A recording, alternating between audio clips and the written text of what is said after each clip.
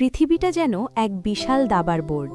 এখানে টিকে থাকতে শুধু শক্তি নয়, দরকার বুদ্ধি, ধৈর্য আর মানসিক নিয়ন্ত্রণ দরকার।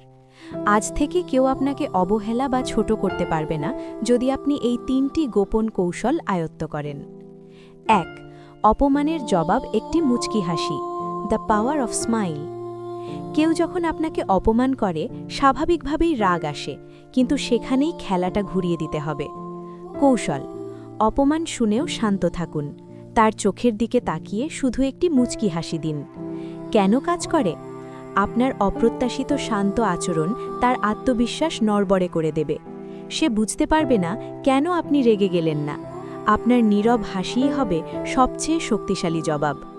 মনে রাখবেন, যাদের মূল্য আছে সমালোচনাও তাদেরই বেশি হয়। ২. মিথ্যেবাদীকে ধরার সহজ উপায়, ক্যাচিং আ লায়ার। মনে হচ্ছে কেউ বানানো গল্প বলছে?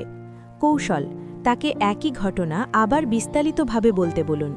কেন কাজ করে? মিথ্যে গল্প মনে রাখা কঠিন, বারবার বলতে গেলে কথার অসঙ্গতি ধরা পড়ে। সে নার্ভাস হয়ে যাবে, আর সেই অস্বস্তি সত্যটা ফাঁস করে দেবে। ৩.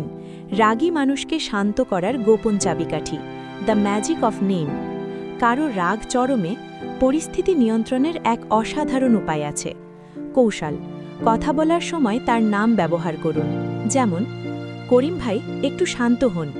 সুমন, আমি তোমার কথা বুঝতে পারছি। কেন কাজ করে? মনস্তত্ত্ব বলে মানুষের কাছে তার নিজের নাম সবচেয়ে প্রিয় শব্দ। রাগের মুহূর্তে নিজের নাম শুনলে মস্তিষ্কে এক ধরনের আবেগীয় সাড়া তৈরি হয়, যা ধীরে ধীরে রাগ কমাতে সাহায্য করে।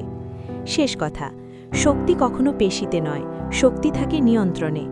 আপনি পরিস্থিতিকে কিভাবে সামাল দিচ্ছেন সেটাই আপনার প্রকৃত পরিচয়। এই ৩টি কৌশলের মধ্যে কোনটি আপনার সবচেয়ে বেশি ভালো লেগেছে? কমেন্টে জানান।